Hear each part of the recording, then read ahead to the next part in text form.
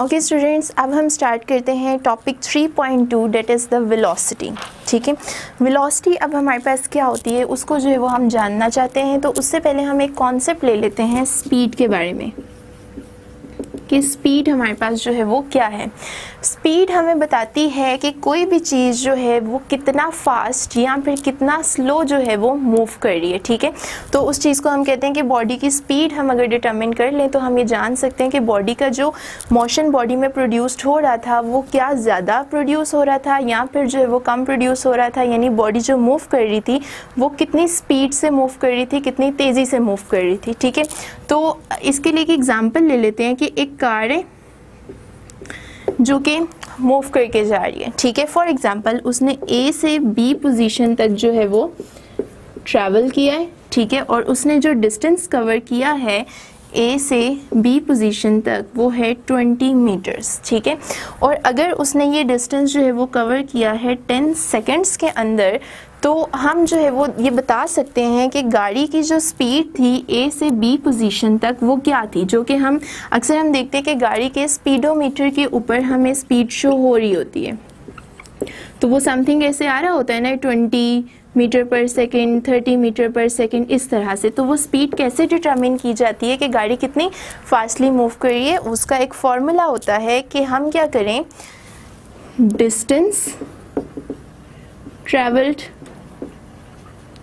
को डिवाइड कर दें यूनिट टाइम से, तो हमारे पास बॉडी की स्पीड आ जाती है। फॉर एग्जांपल ए से बी तक बॉडी ने 20 मीटर डिस्टेंस कवर किया और 10 सेकेंड में किया, इसका मतलब है 2 मीटर पर सेकेंड बॉडी की स्पीड है। और स्पीड एक स्केलर क्वांटिटी होती है। लेकिन अब अगर हम ये बात करें कि बॉडी ने इतना डिस्टेंस कवर किया है इतने टाइम में, लेकिन बॉडी ने ये डिस्टेंस कवर किया है फॉर एग्जांपल नॉर्थ डायरेक्शन में, तो इसका मतलब है कि अब हम जो है वो हमें मैग्नीट्यूड तो मिलेगा स्पीड के साथ साथ, लेकिन अगर हम ये कहें कि अब हमें स्पीड भी मिल रही है और डायरेक्शन का भी पता चल रहा है, तो एक नई क्वांटिटी बन जाती है जिसे हम वेलोसिटी कहते हैं। ठीक है, तो वेलोसिटी सिंपली क्या हो गई उसको भी हम लिख लेते हैं। वेलोसिटी होगी चेंज, या इसको यूं लिख देते हैं हम, total distance travelled in unit time in particular direction.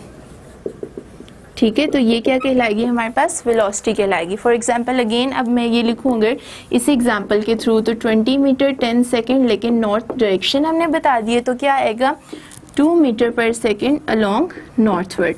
तो अब ये बॉडी की वेलोसिटी आ गई है। वेलोसिटी की एक दूसरी डेफिनेशन भी हमारे पास आती है और वो क्या होती है, rate of change of displacement.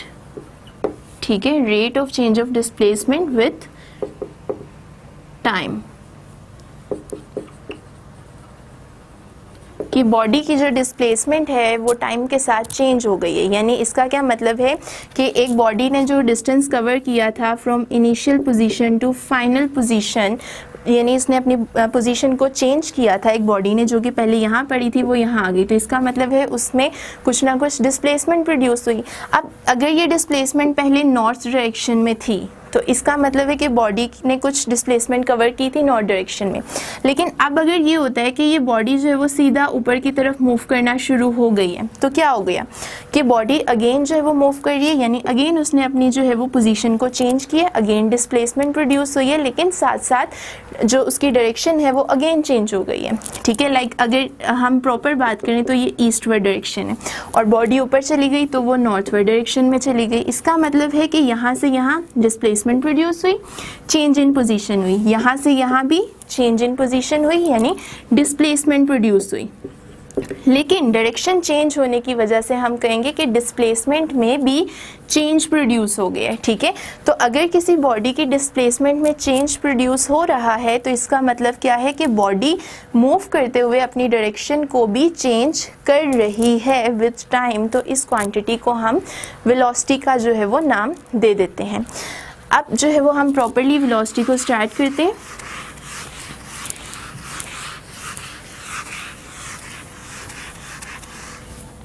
According to definition हमने लिखा था, फॉर्मूला अगर लिखें तो वेलोसिटी का फॉर्मूला क्या होता है, डिस्प्लेसमेंट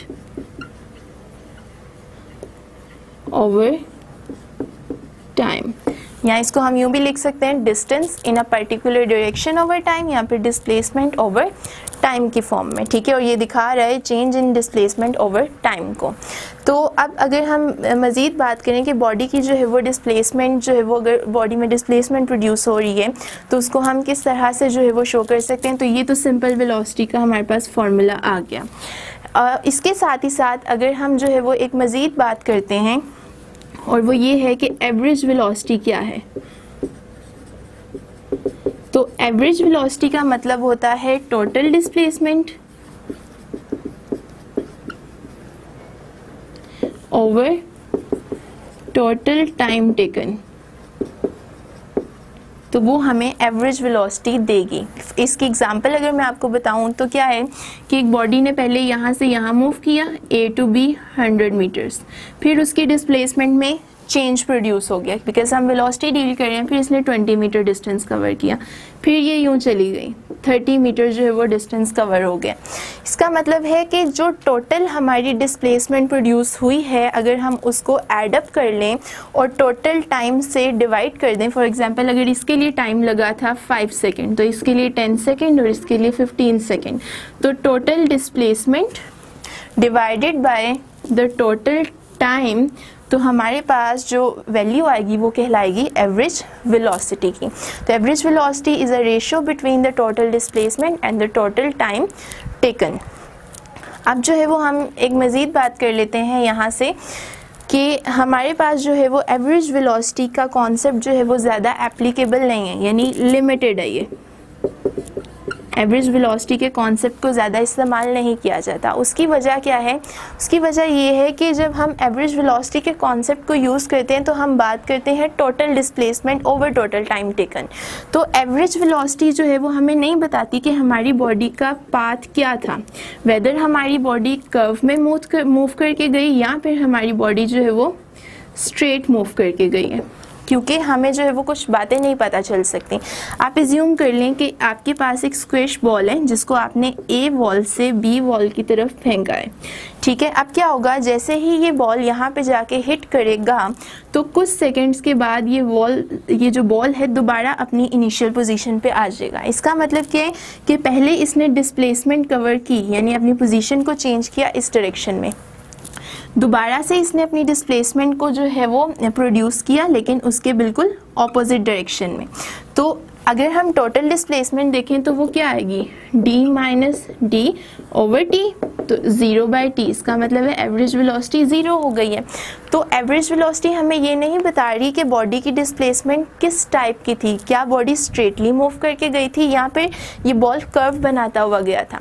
ये बात तो हमें तभी पता चल सकती है ना कि अगर हमें जो है वो कुछ ना कुछ एवरेज वेलोसिटी की वैल्यू मिल सके। तो इस तरह से हम जो है वो कहते हैं कि जो एवरेज वेलोसिटी है वो एक लिमिटेड क्वांटिटी है जिससे हमें पाथ ऑफ मोशन का नहीं पता चलता। और क्यों नहीं पता चलता, क्योंकि ऐसी एवरेज वेलोसिटी के केस के अंदर जो है वो टोटल डिस्प्लेसमेंट अक्सर 0 के इक्वल आ जाती है। तो अगर डिस्प्लेसमेंट ही 0 के इक्वल हो गई है तो हम नहीं बता सकेंगे कि डिस्प्लेसमेंट किस टाइप की थी, कि बॉडी ने किस तरह से मूव किया था। तो इसके लिए एक न्यू कॉन्सेप्ट आता है जिसको कहते हैं इंस्टेंटेनियस वेलोसिटी।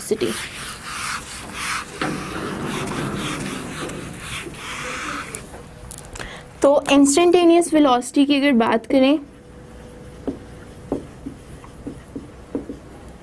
इंस्टेंटेनियस के वर्ड से ही पता चल रहा है किसी खास इंस्टेंट के लिए, और इंस्टेंट का मतलब ही क्या होता है, किसी खास लम्हे के लिए, ठीक है। यानी हम वेलोसिटी की वैल्यू तो फाइंड करना चाह रहे हैं लेकिन बहुत एक छोटी से टाइम के लिए, 1 सेकेंड के लिए हम जो है वो वेलोसिटी की वैल्यू डिटरमिन करना चाह रहे हैं। तो इस टाइप की वेलोसिटी हमारी इंस्टेंटेनियस वेलोसिटी जो है वो कहलाती है। या इसकी हम जो है वो एक दूसरी डेफिनेशन भी लिख सकते हैं कि अगर हमारी जो एवरेज वेलोसिटी थी, एवरेज वेलोसिटी जो कि क्या था, total distance over total time, ठीक है। अगर हम जो है वो अपनी इस एवरेज वेलोसिटी की लिमिटेड वैल्यू फाइंड आउट करना चाहते हैं, लिमिटेड वैल्यू, तो लिमिटेड वैल्यू फाइंड आउट करने का मतलब क्या है कि हम अपनी वेलोसिटी जो है वो किसी खास एक इंस्टेंट, किसी खास लम्हे पे फाइंड करना चाहते हैं। तो वो सिर्फ तभी पॉसिबल है कि अगर हमारे पास ये जो टाइम है, ये जो है ये डेल्टा टी कह लें या फिर टी कह लें, वो ज़ीरो को अप्रोच कर जाए। तो अगर हमारा टाइम ज़ीरो को अप्रोच कर जाता है तो हमें वेलोसिटी की एक लिमिटेड वैल्यू मिलती है, और उस लिमिटेड वैल्यू का नाम जो है वो क्या है, इंस्टेंटेनियस वेलोसिटी जो है वो होगा। अब इसकी अगर मैं एग्जांपल आपको देना चाहूँ तो कुछ इस तरह से दे देती हूँ कि सपोज कर लें ये हमारी बॉडी की इनिशियल पोजीशन थी जिसे हमने R1 से शो कराया, और ये हमारी बॉडी की फाइनल पोजीशन है जिसे हमने R2 से जो है वो शो कराया। इस तरह से डिस्टेंस कवर हुआ, और साथ ही साथ हमने कहा कि जो डिस्प्लेसमेंट बॉडी में प्रोड्यूस हुई है उसको हमने एक स्ट्रेट लाइन से शो करा दिया डेल्टा डी। डेल्टा डी क्यों है? क्योंकि डिस्प्लेसमेंट क्या शो करा रही है, चेंज इन पोजीशन। तो स्मॉल चेंज इन पोजीशन हमारे पास प्रोड्यूस हुआ है तो उसे हम डेल्टा डी से जो है वो सिंपली शो करवा सकते हैं। अब अगर ये बात आप गौर करें कि अगर हम ये कहते हैं कि इस पूरी सिचुएशन के लिए फॉर्मूला हमारे पास ये था, इसे थोड़ा सा चेंज करके यूँ लिख लेते हैं, डेल्टा टी यानी small change in displacement produce हुई है in a small change in time. ठीक है, टाइम थोड़ा सा अगर चेंज हो तो इस तरह से। अब अगर हम कहें कि बॉडी के जो है वो मूव करने का टाइम हम कम करते जा रहे हैं, ठीक है, अगर आप जो है वो ये कहते हैं कि आप एक गाड़ी है जो कि ए पोजीशन से बी पोजीशन तक मूव कर रही थी पहले, ठीक है, तो पहले उसको टाइम लग रहा है अगर 2 सेकेंड का, तो उसने इतना डिस्टेंस जो है वो कवर किया है, ठीक है, फॉर एग्जांपल 1 मीटर का। अब अगर आप टाइम को कम कर देते हैं तो क्या है, फॉर एग्जांपल आपने अब कह दिया कि अब जो टाइम है इस बॉडी का मूव करने का दूसरी जगह तक वो हो गया है सिंपली 1 सेकेंड। अगर टाइम कम हो गया तो इसका मतलब है बॉडी कम मूव करेगी और इसकी जो डिस्प्लेसमेंट होगी वो हो जाएगी 0.5 मीटर्स। तो सिंपली हमने क्या देखा कि जब हम टाइम को कम करते हैं, टाइम को श्रिंक करते हैं, तो जो हमारी बॉडी में प्रोड्यूस होने वाली डिस्प्लेसमेंट होती है वो भी क्या होती जाती है, कम होती जाती है। तो अगर आप ये कहें कि स्टार्टिंग में टाइम, ये जो डिस्प्लेसमेंट प्रोड्यूस हुई ये डेल्टा टी टाइम में प्रोड्यूस हुई, फिर टाइम आप कम करना शुरू कर दिया, for example time Aahista Aahista कम हो रहा है, तो क्या होगा, बॉडी की डिस्प्लेसमेंट भी कम होती जाएगी इस तरह से कुछ, यानी यहाँ पे आ गई बॉडी की डिस्प्लेसमेंट, यहाँ पे पहुँच गई delta D.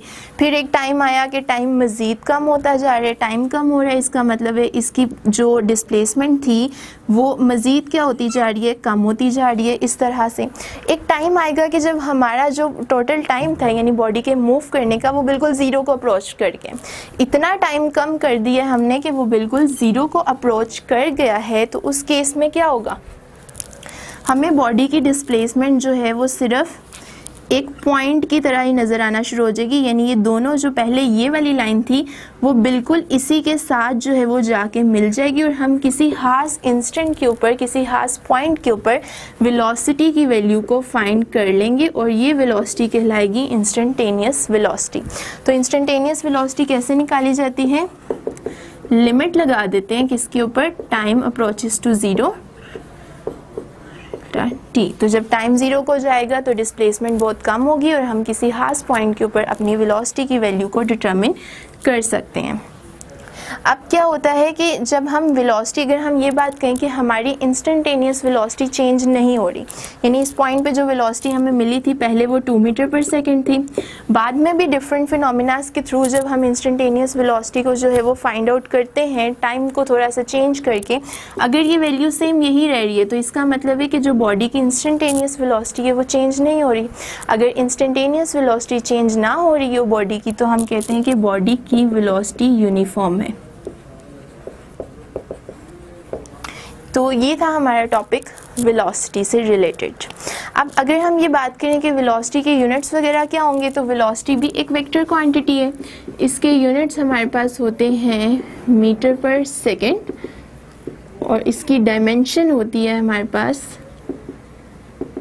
LT-1, because m जो है वो मीटर्स में है तो उसके लिए डायमेंशन L है, और s जो है वो टाइम है सेकेंड्स में तो उसके लिए डायमेंशन कैपिटल t है। तो स्टूडेंट्स ये था हमारा टॉपिक वेलोसिटी का।